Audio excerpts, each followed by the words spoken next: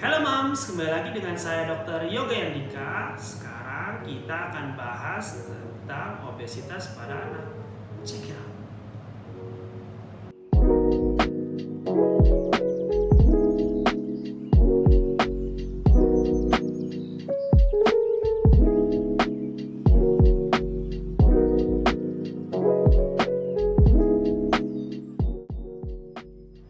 Obesitas itu adalah suatu kondisi di mana berat badan anak lebih dari 3 standar deviasi berdasarkan kurva WHO. Jadi nanti ada tuh berat badan berdasarkan usia, kita lihat. Ada grafik-grafiknya. Kalau dia berada di lebih dari 3 standar deviasi, dia dikatakan obesitas. Kalau dia berada di lebih dari 2 standar deviasi, dia dikatakan gizi lebih.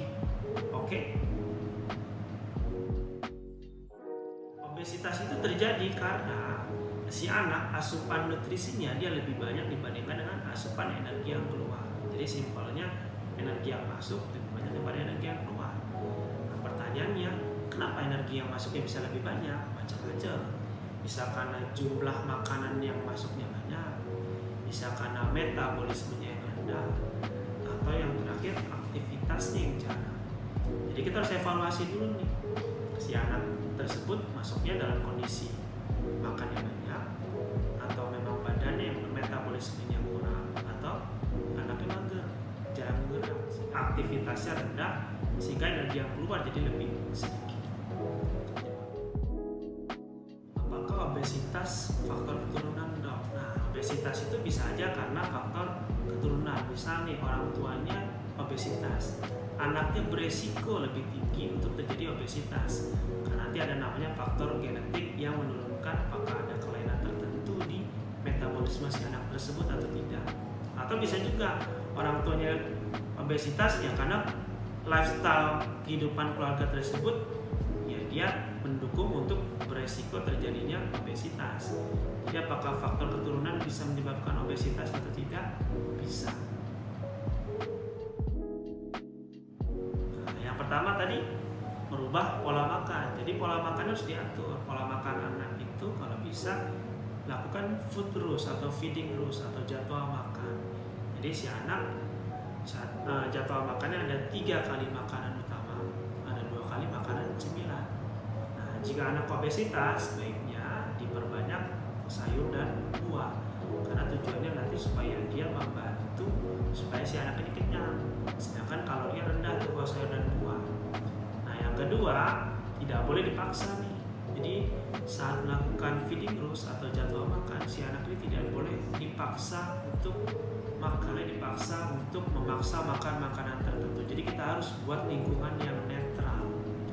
Nah, yang ketiga, merubah pola makan itu dengan cara pemberian makanan sesuai dengan kebutuhan kalori dari si anak. Biasanya nih kita nih dokter anak nanti kita akan hitung kebutuhan kalori hariannya.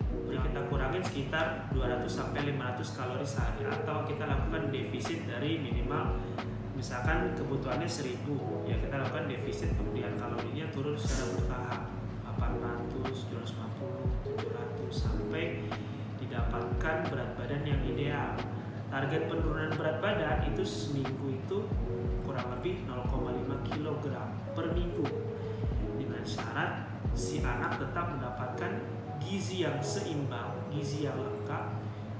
Jadi harapannya minimal turun 0,5 kg per kilogram berat badan, atau dia tetap berat badannya nggak bertambah. Karena kita harus memperhatikan aspek pertumbuhan si anak, karena anak juga akan tumbuh secara linear, tinggi badannya akan naik. Jadi kalau berat badannya tetap tapi dia naik tingginya, ya lama-lama dia akan menjadi proporsional, tidak obesitas. Berikutnya, berikan diet yang seimbang. Yang pertama, berikan karbohidrat yang cukup, itu sekitar 50-60% kebutuhan kalori dia sehari-hari. Lemaknya sekitar 30% kebutuhan kalori dia sehari. Dan proteinnya sekitar 15-20% kebutuhan dia sehari-hari. Dan dalam menentukan diet ini tidak boleh memaksa anak untuk makan makanan tertentu, karena nanti anak akan menjadi trauma. Dan itu yang harus dihindari, karena saat proses menurunkan berat badan atau proses kita mengatur pola makan, si anak ini harus menikmatinya. Dengan cara tidak boleh ada paksaan. Apa paling terakhir nih adalah diet tinggi serat. Nah, fungsi si serat ini yang pertama sebagai sumber supaya si anak menjadi cepat kenyang. Serat ini rendah kalori tapi bikin anak kenyang. Yang kedua dapat membantu penyerapan lemak yang ada di saluran pencernaan dari si anak. Anjurannya pemberian serat ini itu hitungannya adalah usia ditambah 5. Itu nanti hasilnya misalkan usia ditambah 5 gram per hari. Contoh misalnya si anak usianya 5 tahun. Ya berarti anjuran konsumsi serat dalam sehari adalah 5 tahun kali 5 jadi 10. Berarti pemberiannya 10 gram per hari. Nah, itu bisa membantu supaya si anak pertama menjadi lebih kenyang dan membantu supaya berat badannya bisa turun secara bertahap. Oke, Mas. Nah, yang kedua tadi kan perubahan aktivitas fisik. Nah, aktivitas fisik itu apa sih yang dikerjakan? Yang pertama adalah aktivitas aerobik. Jadi si anak ini harus bergerak. Bergeraknya berapa lama? Bergeraknya 60 menit. Nah, aerobiknya yang seperti apa? Nanti dia kelihatan ada aktivitas fisik ringan, aktivitas fisik sedang, aktivitas fisik berat. Tergantung nih si anak bisa ngikutinnya yang mana. Yang penting dikerjakannya dalam 60 menit. Contoh aktivitas fisik ringan, contoh jalan kaki. Ajak anaknya untuk jalan pagi tiap hari atau jalan sore, JJS, jalan-jalan santai nih sama orang tua nih. Aktivitas fisik yang sedang contoh sepeda, lari, olahraganya misalkan kalau untuk anak bisa main sepak bola atau aktivitas bela diri misalkan karate, taekwondo. Yang ketiga aktivitas fisik yang berat. Nah, aktivitas fisik berat ini nanti dilihat dari detak jantung si anak. Caranya ya nanti biasanya latihannya tuh dia suruh lari dulu atau sprint terus istirahat. Aktivitas fisik biasa jalan, nanti sprint lagi sekitar 5-10 detik istirahat lagi. Kita bilang HIIT. HIIT itu adalah singkatannya High Intensity Interval Training. Jadi si anak kita genjot dalam waktu tertentu terus istirahat. Genjot lagi istirahat. Itu kegiatan aerobik ini dikerjakan selama 60 menit. Yang kedua, penguatan otot. Penguatan otot itu contohnya bisa dengan push up, terus tarik-tarik, senam, bersepeda, berenang, terus bisa juga ikut seni bela diri, bisa taekwondo, karate, pencaksilat, itu penguatan otot. Nah, yang terakhir, penguatan tulang. Penguatan tulang itu contohnya bisa dengan loncat-loncat, skipping, terus posisikan si anak berada di lantai 2 tidurnya sehingga dia sering naik turun tangga sehingga terjadi benturan tulang sehingga tulangnya semakin kuat. Nah, aktivitas fisik ini dikerjakan minimal 3 kali seminggu dengan durasinya tadi 60 menit. Jadi nanti jangan lupa nih setelah nonton ini, oke, anak saya harus dilakukan aktivitas fisik. Tinggal Mams pilih mau yang ringan, sedang, berat. Nah, yang terakhir modifikasi perilaku. Nah, ini caranya. Pertama, si anak ini harus diberikan kesadaran bahwa saat ini dia sedang menjalankan terapi untuk menurunkan berat badan. Jadi dia harus diberikan kesadaran atau pengawasan terhadap diri sendiri. Pertama, pengawasan dari jumlah makanan yang masuk, terus makanan yang dimakan itu seperti apa, berapa banyak.